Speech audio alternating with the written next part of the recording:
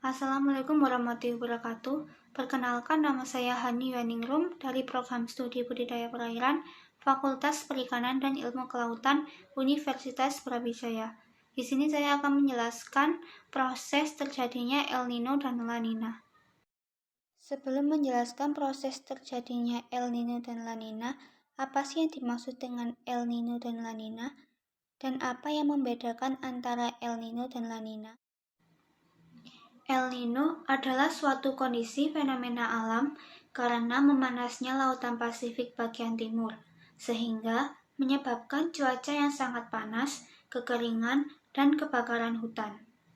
Sedangkan La Nina merupakan peristiwa alam karena penurunan suhu pada lautan Pasifik bagian timur, sehingga menyebabkan terjadinya fenomena hujan lebat dan angin kencang, serta bencana tanah longsor dan banjir bandang.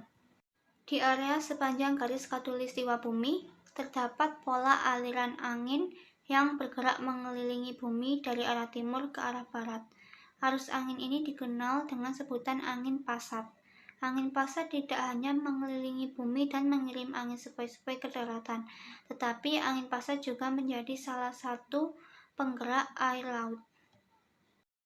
Lalu bagaimana proses terjadinya El Nino? Proses terjadinya El Nino yaitu karena adanya siklus angin pasat yang biasanya menggerakkan air laut ke arah barat menjadi lebih lemah, dan pada waktu tertentu angin berbalik ke arah timur.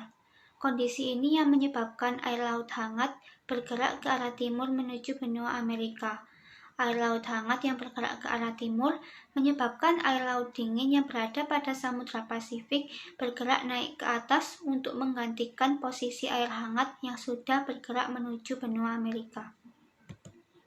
Perpindahan posisi ini dapat menyebabkan suhu permukaan laut di Indonesia menjadi lebih dingin. Air laut yang dingin akan lebih sulit mengalami penguapan, sehingga menyebabkan berkurangnya awan hujan. Hal tersebut menyebabkan cuaca lebih panas, bencana kekeringan, dan kebakaran hutan. Lalu bagaimanakah proses terjadinya La Nina?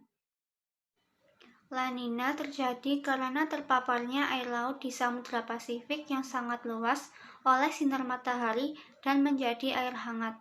Air laut yang hangat akan menyebabkan proses penguapan yang sangat tinggi. Uap air akan membentuk gumpalan awan hujan yang kemudian jatuh di wilayah Indonesia dengan dorongan angin pasat.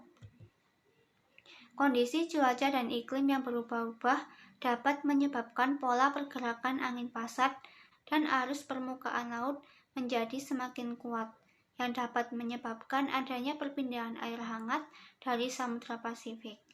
Peristiwa tersebut menyebabkan adanya peningkatan curah hujan yang bertahan sampai beberapa bulan, sehingga menimbulkan bencana seperti banjir bandang dan tanah longsor. Hal tersebut yang menyebabkan adanya peristiwa La Nina. Siklus El Nino dan La Nina dapat terjadi dalam kurun waktu 3-7 tahun sekali, yang efeknya dapat dipengaruhi oleh kondisi alam. Oleh karena itu, kita harus selalu waspada dan terus berusaha untuk tetap menjaga keseimbangan alam. Karena kondisi alam yang rusak dapat memicu terjadinya El Nino dan La Nina yang lebih parah lagi. Sekian penjelasan mengenai proses terjadinya El Nino dan La Nina dari saya. Apabila ada salah kata, saya mohon maaf yang sebesar-besarnya. Wassalamualaikum warahmatullahi wabarakatuh.